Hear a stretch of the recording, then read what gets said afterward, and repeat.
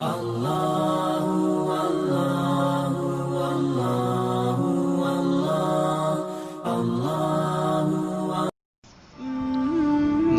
ونصلي على رسوله الكريم اما بعد بسم اللہ الرحمن الرحیم۔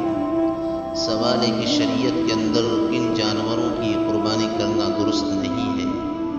میرے محترم بھائیوں، دوستوں، عزیز ساتھیوں، سب سے پہلا مسئلہ کہ جس جانور کی ناک کٹی ہو اس کی قربانی درست نہیں ہے، اور جس جانور کی زبان کٹی ہوئی ہو جس کی وجہ سے وہ چارہ یعنی گھاس وغیرہ نہ کھا سکے تو اس کی بھی قربانی درست نہیں ہے۔ اگر بھیڑ، بکری اور دمبی کے ایک تھن سے دودھ نہ اترتا ہو تو اس کی بھی قربانی درست نہیں ہے، اور اگر بھینس، گائے، اونٹنی وغیرہ کے 2 تھنوں سے دودھ نہ اترتا ہو تو اس کی بھی قربانی درست نہیں ہے۔ اسی طرح جس جانور کا تھن کٹا ہوا ہو یا اس طرح زخمی ہو کہ بچہ کو دودھ نہ پلا سکے تو اس کی بھی قربانی درست نہیں ہے، اور جس جانور کا مرض ظاہر ہو اس کی بھی قربانی درست نہیں ہے۔ اور اونٹنی، گائے، بھینس کے اندر ایک تھن خشک ہو جانے پر قربانی جائز ہوتی ہے، لیکن 2 تھن خشک ہو جائیں یا کٹ جائیں تو قربانی جائز نہیں ہے۔ عیب دار جانوروں کی قربانی جائز نہیں ہے، لیکن اگر ذبح کے وقت تڑپنے کودنے سے عیب دار ہو گیا تو کچھ مذائقہ نہیں۔ اور جس جانور کے پیٹ میں بچہ ہو اس کی قربانی صحیح ہے، لیکن شامی میں کفایہ سے منقول ہے کہ ولادت کے قریب جانور کو ذبح کرنا مکروہ ہے۔ بچہ جو پیٹ میں سے نکلے اگر وہ زندہ نکلے اس کو ذبح کر لیا جائے، اس کا کھانا حلال ہوگا، اور اگر وہ مردہ نکلے تو اس کا کھانا امام ابو حنیفہ رحمۃ اللہ علیہ کے نزدیک درست نہیں ہے۔ اور جو جانور اندھا ہو یا کانا یعنی ایک آنکھ والا ہو، یا اس کی ایک آنکھ کی تہائی روشنی یا اس سے زیادہ جاتی رہی ہو، یا ایک کان تہائی یا تہائی سے زیادہ کٹ گیا ہو، یا تہائی دم یا تہائی سے زیادہ کٹ گئی ہو، تو ایسے جانور کی قربانی درست نہیں ہے۔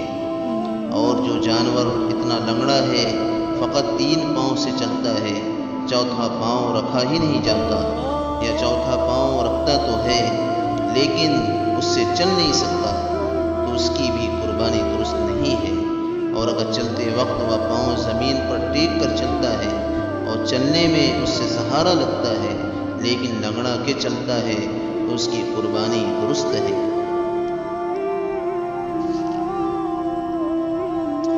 اور جس جانور کے دانت بالکل نہ ہو اس کی قربانی درست نہیں۔ اگر کچھ گر گئے لیکن جتنے گرے ہیں ان سے زیادہ باقی ہیں تو اس کی قربانی درست ہے۔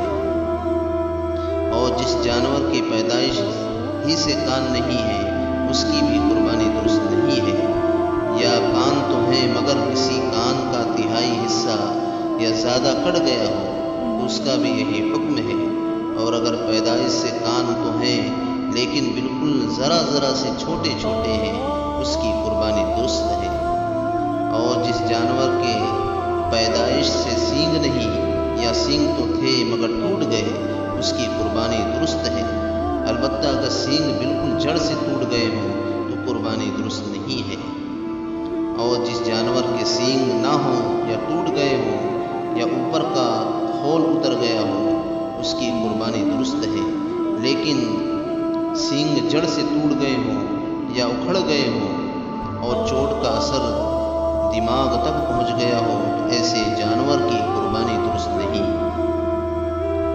اور ایسے جانور کی قربانی جائز نہیں ہے جس کا کان تہائی یا تہائی سے زیادہ کٹا ہوا ہو، ایسے جانور کی قربانی بھی درست نہیں جس کے کان پیدائشی نہ ہوں۔ اسی طرح ایسے جانور کی قربانی درست نہیں جس کی دم اور ناک تہائی یا تہائی سے زیادہ کٹی ہوئی ہو۔ جو جانور اندھا یا کانا ہو، یا ایک آنکھ کی تہائی روشنی یا اس سے زیادہ جاتی رہی ہو اس کی بھی قربانی درست نہیں ہے۔ جس جانور کے تھن خشک ہو گئے ہوں اس کی قربانی درست نہیں، اور ایسے جانور کی بھی قربانی درست نہیں جس میں مغز نہ رہا ہو۔ اور نہ ایسے لنگڑے کی جو قربانی کی جگہ تک نہ جا سکے، اور نہ ایسے بیمار کی جو گھاس نہ کھا سکے، نہ ایسے جانور کی جس کے خارش ہو، نہ بغیر دانت والے جانور کی جو گھاس نہ کھا سکتا ہو، اور نہ نجاست خور جانور کی۔ ہاں، ایسے جانور کی قربانی درست ہے جس کا کان لمبائی میں یا اس کے منہ کی طرف سے پھٹ جائے اور لٹکا ہوا ہو، یا پیچھے کی طرف سے پھٹا ہوا ہو، اور جس جانور کے کان پیدائشی چھوٹے ہوں اس کی قربانی جائز ہے۔ ہاں، جس جانور کی پیدائشی دونوں کان نہ ہوں